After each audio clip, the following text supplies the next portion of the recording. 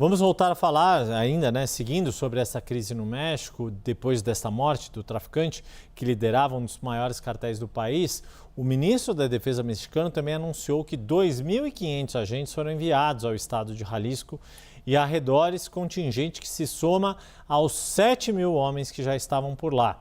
Vamos chamar novamente a correspondente Luciana Tadeu com mais informações. Luciana.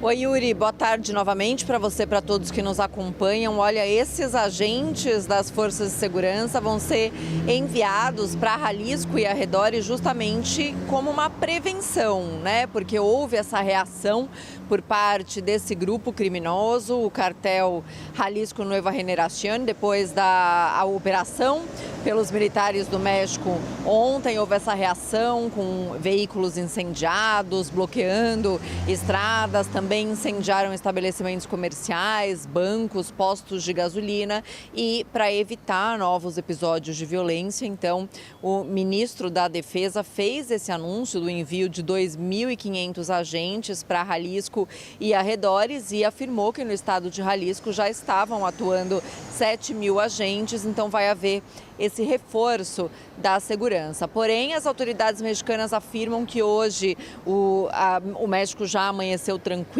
apesar desses episódios de violência serem registrados em diversos estados ontem, depois dessa operação que matou o El Mencho, o líder do cartel de Jalisco, e o Estado já fez um levantamento de tudo o que aconteceu ontem, como a gente vinha comentando aqui. Eles contabilizaram 85 bloqueios em estradas federais em vários estados, porém afirmaram que já não tem bloqueios hoje nas estradas.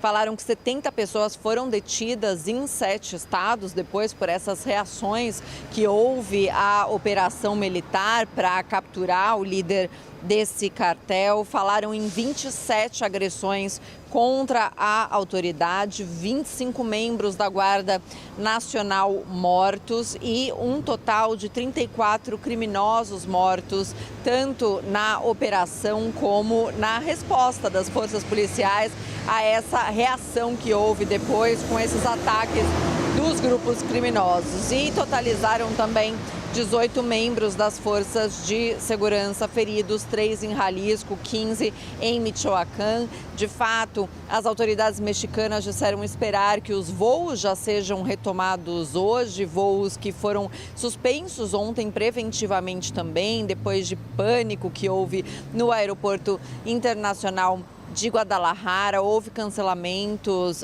no aeroporto de Puerto Vallarta, de companhias importantes, companhias mexicanas e também internacionais, como Air Canada e United Airlines. Hoje já a informação de companhias aéreas mexicanas retomando operações, e a esperança do Estado mexicano é justamente que todas as companhias possam retomar suas operações para uma volta da normalidade, que a presidente Claudia Sheinbaum diz que agora é o objetivo principal, mostrar que tem um Estado presente e levar tranquilidade para todos os mexicanos depois dessa operação tão importante que culminou, que terminou na morte desse líder que é o cartel mais sanguinário do México, que ganhou muita força nos últimos anos, e o El Mencho era um dos mexicanos mais procurados pelo México no país, mas também pelos Estados Unidos, que ofereciam 15 milhões de dólares por informações sobre o seu paradeiro. Estados Unidos que, inclusive, posteriormente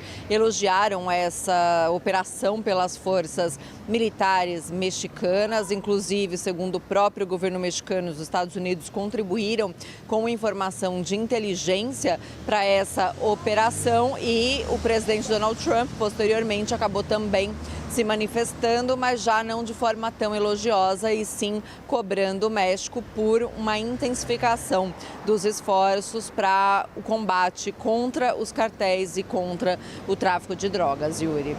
Ô Lu, deixa eu aproveitar que você está conectada conosco e todo o seu conhecimento de América Latina, porque mais cedo a gente estava conversando com uma professora aqui repercutindo toda essa questão do quanto o combate ao narcotráfico se tornou uma das grandes agendas aqui de vários países da América do Sul. Nós aqui no Brasil também temos uma questão do crime organizado a ser enfrentado. Eu queria que você trouxesse um pouco do que você apurou e um pouco de análise mesmo tua, do quanto está repercutindo também em outros países, um pouco aí na Argentina, e do que você viu da imprensa de outros países latino-americanos, o impacto dessa notícia que é muito forte e que, de novo, reflete uma realidade que é do México, mas que outros países como Colômbia, Brasil, de certa forma também em menos intensidade, a própria Argentina tem enfrentado nos últimos anos esse desafio do Estado de fazer valer o seu poder contra o crime organizado na região.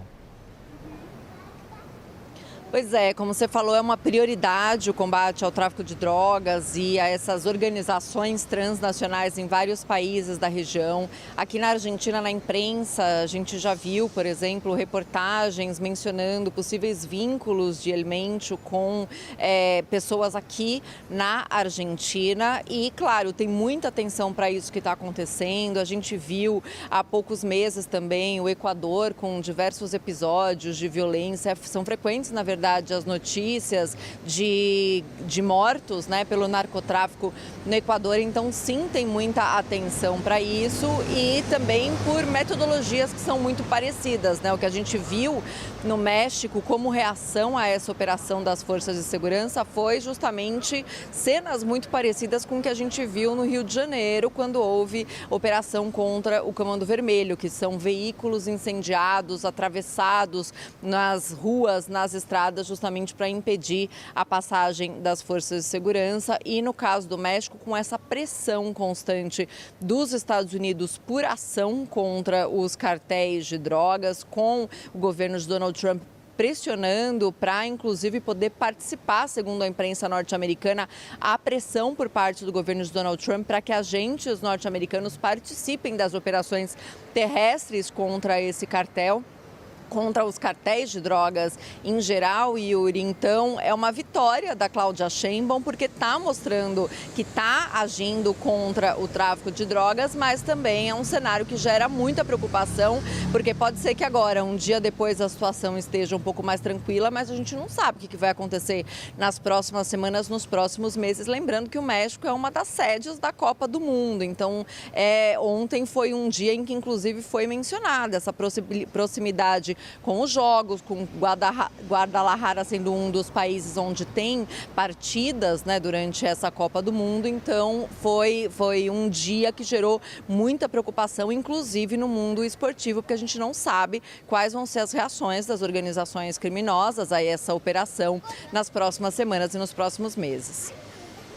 Bem observado, Luciana, que o México, né, este ano a Copa vai ser disputada nos 3 países da América do Norte. O México é uma das sedes entre eles, e Guadalajara, para quem gosta de futebol aqui no Brasil, com grandes memórias para o futebol brasileiro. Muito obrigado, Luciana Tadeu, falando conosco ao vivo de Buenos Aires.